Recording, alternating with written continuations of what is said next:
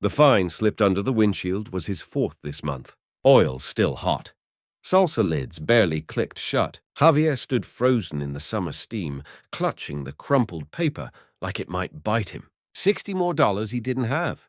Across the street, a polished maitre d' raised a mocking eyebrow as another developer in a linen suit murmured, "This whole street's going upscale." That truck an eyesore. Javier heard it, pretended he didn't.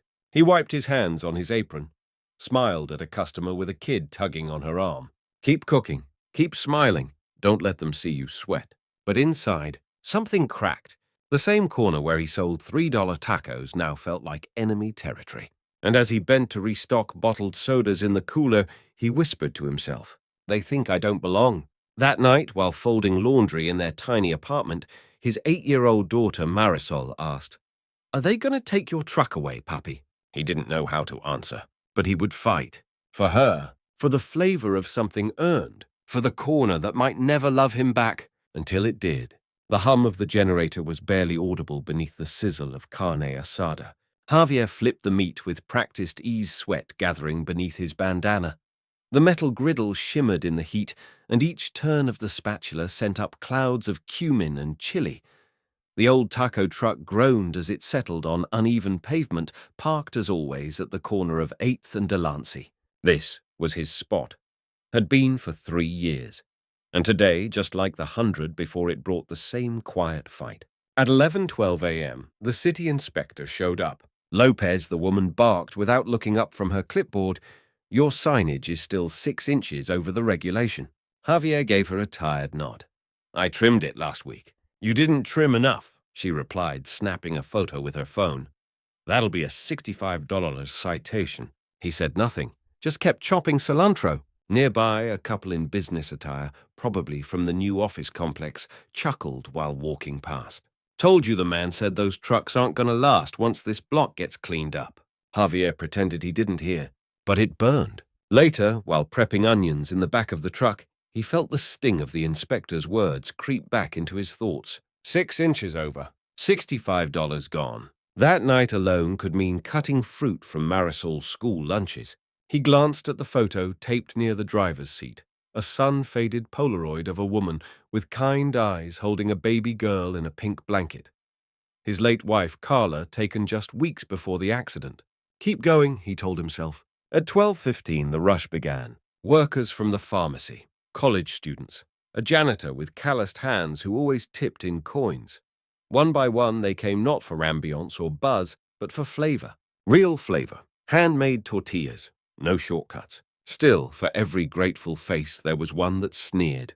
A man in loafers stopped just long enough to scoff. Why would anyone eat that when there's a bistro across the street? Javier forced a smile. Flavor's cheaper over here. That earned a laugh from someone else in line. Damn right, it is said, a young woman with pink braids flashing him a thumbs up. But by 2:00, the engine was overheating. The tiny fan above the grill clicked into silence. He waved away the smoke with a towel, coughing. The day was barely halfway done. A knock at the window. He turned. It was Marisol. 8 years old, serious eyes, ponytail swaying. Abuela said I could walk here after class. Javier leaned out and wiped his hands before pulling her into a side hug. You're early. I missed you. She climbed up into the passenger seat of the truck, kicked her sneakers against the metal paneling. I got a B+ on my spelling test. That's amazing, he said, pulling a candy from under the counter and tossing it into her lap. They sat in silence for a moment. Papi, she said after unwrapping it, what's a code violation? He blinked. Why? I heard Mr. Tobias on the phone. He said you had a bunch of violations. Javier exhaled slowly. It just means the city wants things a certain way, and I didn't do it their way. That's all. Are they mad? No, they want everything to look the same, to match the big buildings. Do you have to move the truck? I don't know yet. She was quiet again. Maybe we can paint it, she offered after a moment. Make it match, but still cool. Like those taco stickers I draw. He smiled. You think that'd help? Maybe. They spent the next few minutes doodling on a napkin. Cartoon tacos with sunglasses. One riding a skateboard, another juggling hot sauce bottles. But even as they laughed, Javier felt the edge creeping back in. At dusk, as they packed up a black car pulled up beside the truck, a man in his 40s stepped out. Tan suit, smooth voice. "You Javier Lopez?" "I am." "Name's Byron Talbot. I represent Ridgepoint Developments." Javier nodded slowly, wiping his hands. "Gonna cut to it," Talbot continued. "This entire lot's getting rezoned for a luxury food plaza. We've offered buyouts to the other carts, but you've been holding out." Javier's jaw tightened. "I've got no other place to go." Talbot smiled. "Well, that's the thing. We're making space, just not for trucks. We're offering relocation assistance. You could move out by the freeway. Lower foot traffic, sure, but less heat." "No thanks." The man smirked. "You're proud. I get it. But let's be honest. You think a taco truck belongs next to million-dollar real estate. I think good food belongs anywhere," Javier replied evenly. Talbot leaned in, voice low. "Suit yourself. But that city fine today. That's the start. We know the codes. We know the angles. You're not going to win this corner, Mr. Lopez." He turned, stepping into the car like he hadn't just made a threat. The door slammed shut. The engine purred away. Javier stood still in the purple dusk, one hand on the hot steel of his truck. Inside, Marisol colored a dancing taco with big eyes. He didn't say a word, but inside, something began to harden. Something old. Something hungry. Javier rose before dawn the next morning. The city was still half asleep when he turned the key in the food truck's ignition. It sputtered twice before the engine groaned awake. He pulled into traffic eyes, puffy but mind sharp. He had a plan. Not a full one, not yet, but a start. After dropping Marisol at school with her snack box and a kiss, he drove straight to an industrial district on the south side. Past scrap yards and tire shops, he parked behind an old bakery. Inside was Carlos, old friend, one-time line cook, now running wholesale tortillas out of the back of a building no one paid attention to. "You look like hell," Carlos said, handing him a coffee. "I feel worse," Javier replied. "But I need help." Carlos raised an eyebrow. "With what?" "Learning the codes, the city regs. Yeah, all of it. What they cite, what they overlook, what they expect from the trucks that get to stay." Carlos leaned back, eyeing him. "You thinking of fighting them?" "I'm thinking of not going quietly." Carlos chuckled. "You're 2 years late. This whole block's already bought." "I'm not fighting for the block," Javier said. "I'm fighting for what this truck means, for what it's teaching my daughter." That sobered him. Carlos grabbed a crate of onions and set it down. "All right, I'll show you what I've got." The next few weeks became a blur of paperwork grease and stubborn resolve. Javier cut back his evening hours, used the extra time to study city codes, food safety laws loopholes. He added a second fire extinguisher, installed a backup generator, even rerouted his water line to comply with a new drainage clause. But the citations didn't stop. Every week something new. Too close to the curb, too loud of a generator, improper signage. It was death by 1,000 fines. Worse, customers noticed the tension. "You okay?" Harvey asked Denise, a regular nurse who came every Friday for quesabiria. "You look tired." "I'm okay," he said with a tight smile. "Just fighting a little harder lately." "I'll keep showing up," she said, dropping a 20 into the jar and waving away the change. Some days her words were the only thing that kept him upright. That and Marisol's voice, when she said it still smells better than anywhere else in the city. But there were dark nights. Nights when Javier lay on the thin couch in their small apartment, staring at the ceiling. What am I doing? What if they win? Once he almost put the truck up for sale. Almost. Then came Tuesday. A quiet day, overcast, light drizzle. Not even a dozen customers. Javier had just served an older man in a blue windbreaker when another approached. Clean-shaven, glasses, messenger bag. Unremarkable. He ordered carnitas with no onions, said little, just ate quietly under a plastic tarp, tapping something into his phone every few bites. Javier didn't think twice. But later that night, something strange happened. His phone buzzed non-stop after 9 p.m. At first, he thought it was spam. Then he opened Instagram. A photo. His truck. The caption, "Forget the fusion plates uptown. This taco changed my life. Real food, real soul." It was posted by someone named The Palette Ghost. Javier blinked. He knew that handle. Food critic, viral, anonymous, millions of followers. He scrolled through the comments. Thousands. Where is this? I need that taco. Finally. Something real? Someone give this man a restaurant already. He dropped his phone, sat in silence, then picked it up again.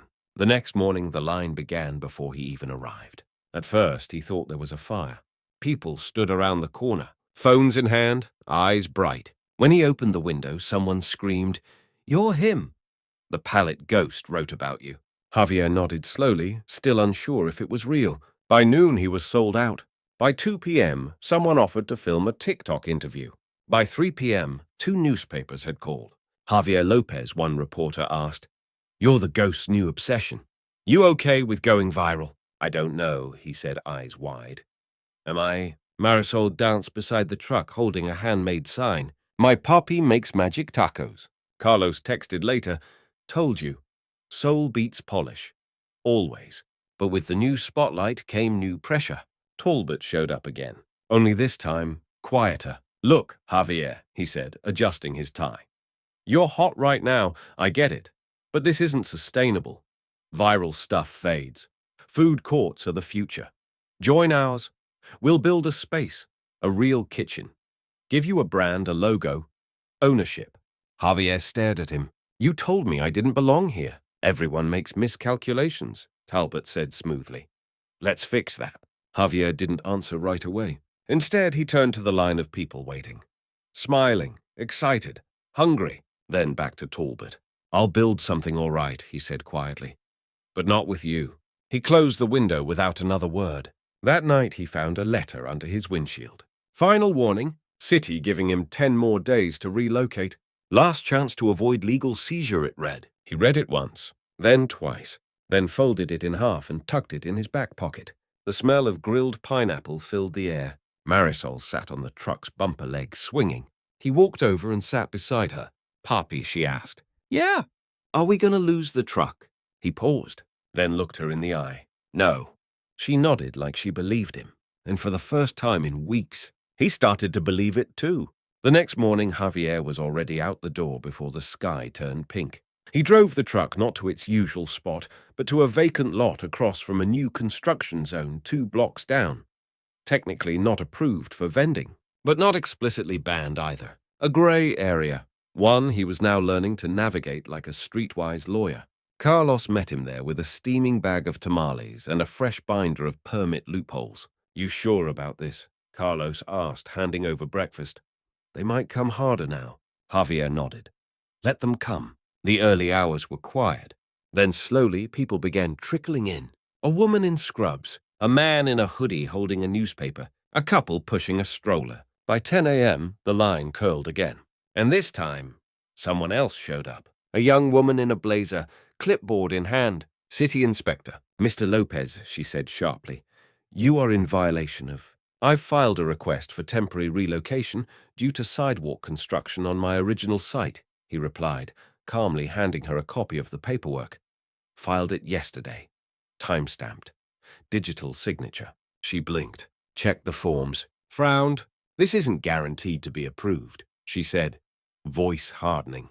"No," he said, meeting her eyes, "but it buys me time." She paused, then left without another word. Carlos chuckled from behind the grill. "I don't know who this version of you is, man," he said, "but I like him."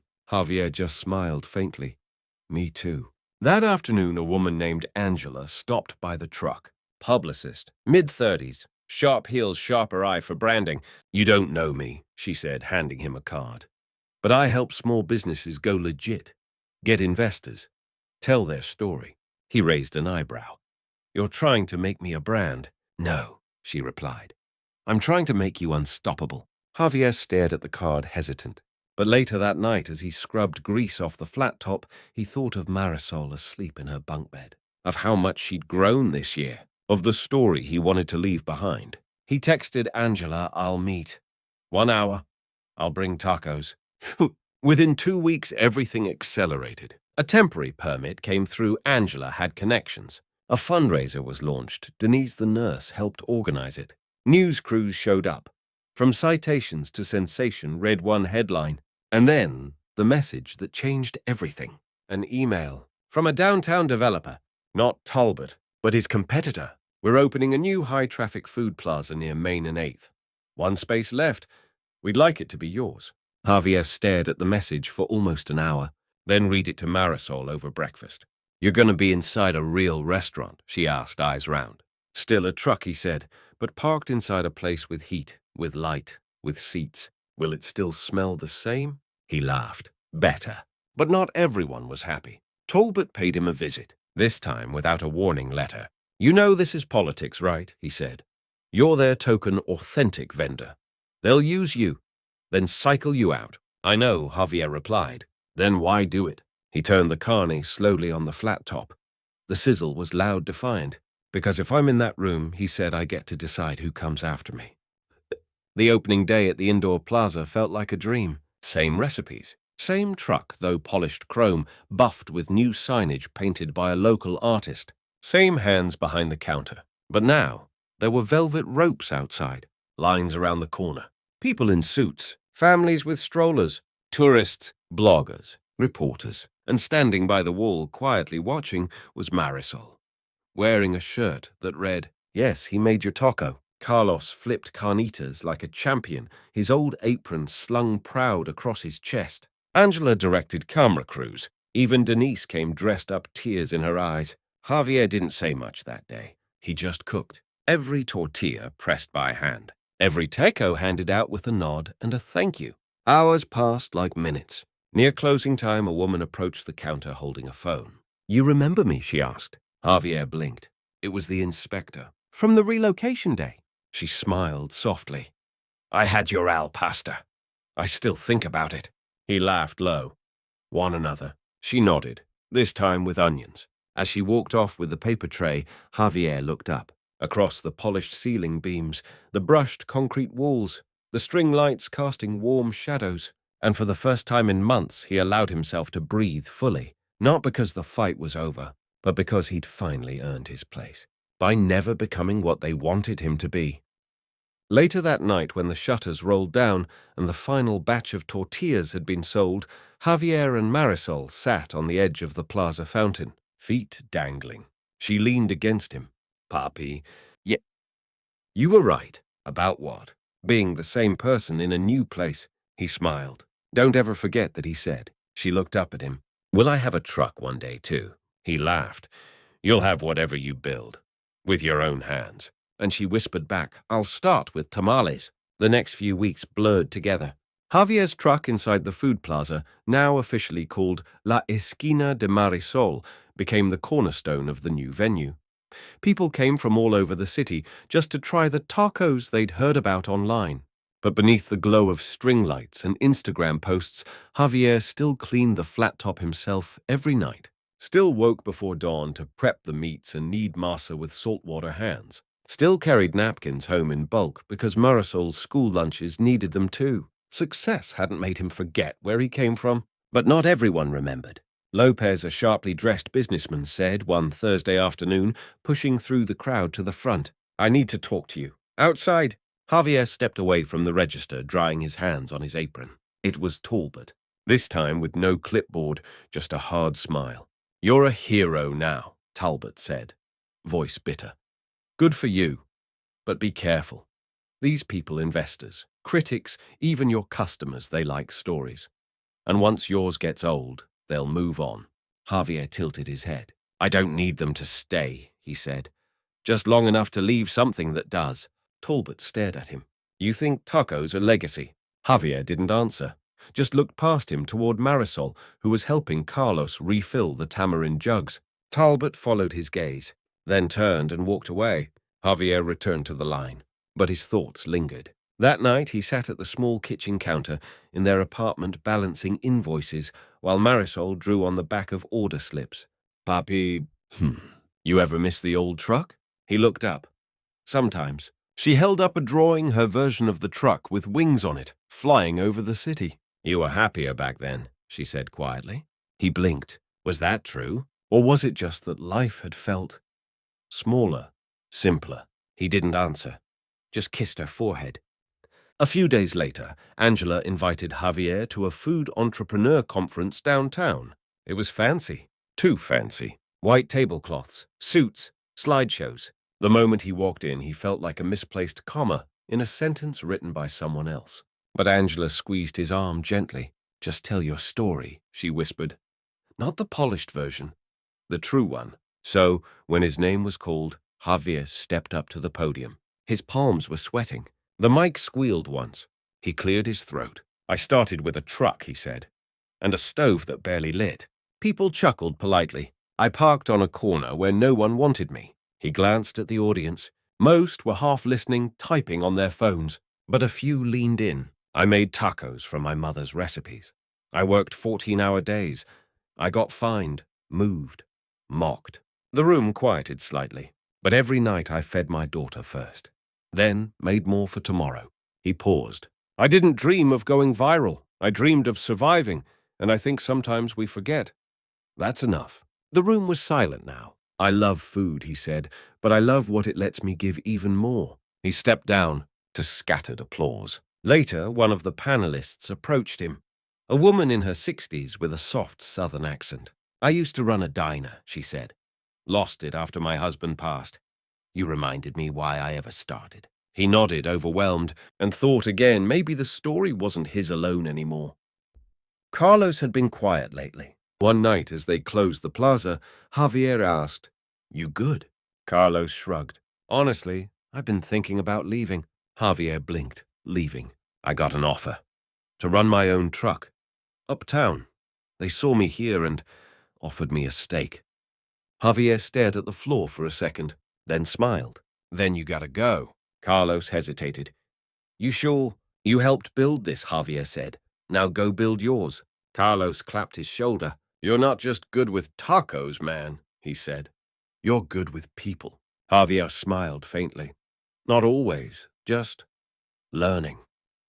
2 weeks later, the plaza held a Founders Appreciation Night. All vendors were asked to bring a guest who helped them start. Javier brought Marisol. She wore a denim dress and boots. He wore his cleanest shirt and his old apron by choice. They stood under the lights as a host read short bios. Then came Javier's. Javier Lopez, single father, taco craftsman, cornerstone of the plaza, started with a beat-up truck and a heart full of fire. The crowd applauded. Javier blushed, and as he stepped forward to wave, he caught sight of someone standing at the back, a man in a hoodie, beard trimmed, holding a phone recording quietly. The food critic, the one who started it all. They locked eyes, and the man nodded. No words, just gratitude. Javier nodded back. No fanfare, no handshake, but everything said. That night after the party, Javier and Marisol took a slow walk back through the plaza. She held his hand. "Papi, I want to help more. You already help plenty." "No," she said. "I mean, later. When I'm big. I want to open more trucks. For other people. Like you and Carlos." He stopped walking, kneeling beside her. "You will," he whispered, "and they'll taste just like home." The summer air was warm and sticky. Even after sunset, the line outside La Esquina de Marisol wrapped halfway around the plaza. The scent of charred carne asada, citrus-spritzed onions, and fried corn husks lingered thick in the breeze.